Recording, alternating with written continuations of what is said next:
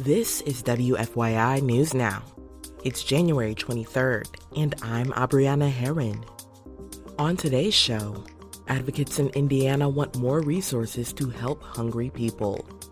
Senate lawmakers consider a measure that would address teacher shortages in STEM areas.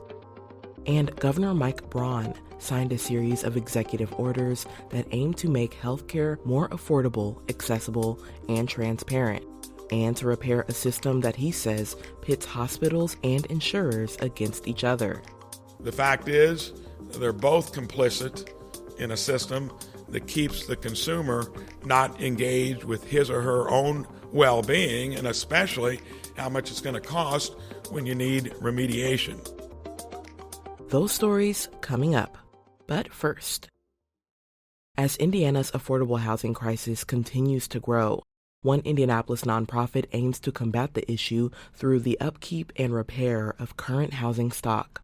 Home Repairs for Good is a nonprofit organization that repairs homes for low-income seniors and people with disabilities for free.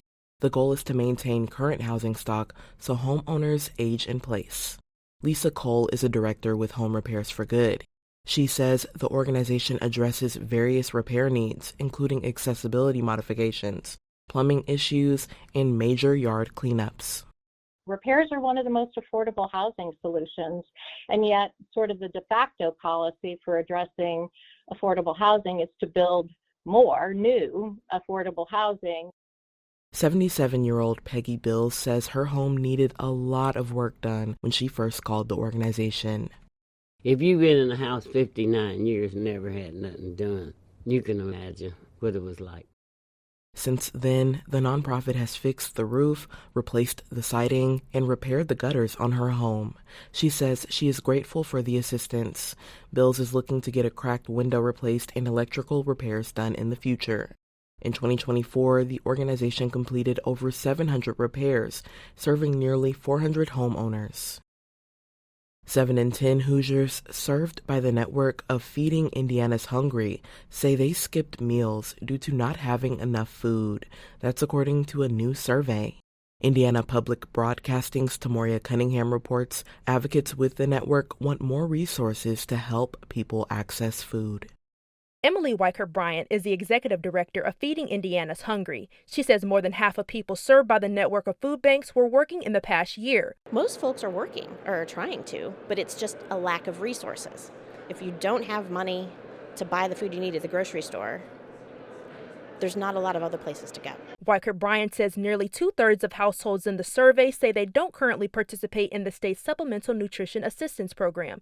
She says one way to help reduce hunger in Indiana is to eliminate the asset limit eligibility for SNAP, something lawmakers are considering this session. For Indiana Public Broadcasting, I'm Tamoria Cunningham.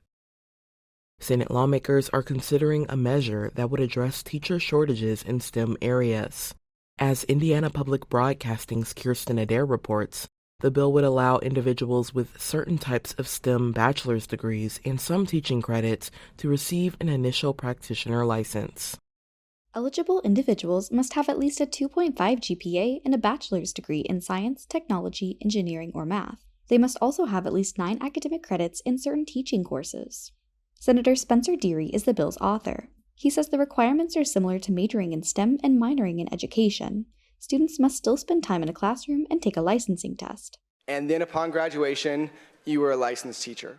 Deary says Indiana's STEM educator shortage is critical. For example, he says only 17 licenses have been issued across the state recently for new chemistry teachers. To fill the gaps, the state had to issue a high number of emergency teaching licenses, which don't require an extensive education background. The Senate Education and Career Development Committee will discuss the bill Wednesday. For Indiana Public Broadcasting, I'm Kirsten Adair. And for our final story today, Governor Mike Braun signed a series of executive orders Wednesday that aim to make healthcare more affordable, accessible, and transparent. The orders include directing state agencies to prioritize addressing surprise billing, pharmacy benefit managers, and high drug prices. Braun says he wants to bring clarity to an opaque system in which hospitals blame insurers and insurers blame hospitals. The fact is, they're both complicit in a system that keeps the consumer not engaged with his or her own well-being, and especially how much it's going to cost when you need remediation. Braun is also ordering the state to evaluate the value of charity care provided by nonprofit hospitals and how it compares to the tax savings those hospitals receive. A system that was constructed long ago that has not been maybe held to the standard of what it was supposed to be about, probably archaic in this day and age in terms of what might work better. Braun's orders also include audits of Medicaid and the state employee health plan to ensure, as he says, that every dollar spent on health care is used efficiently. That's all for today's episode of WFYI News Now.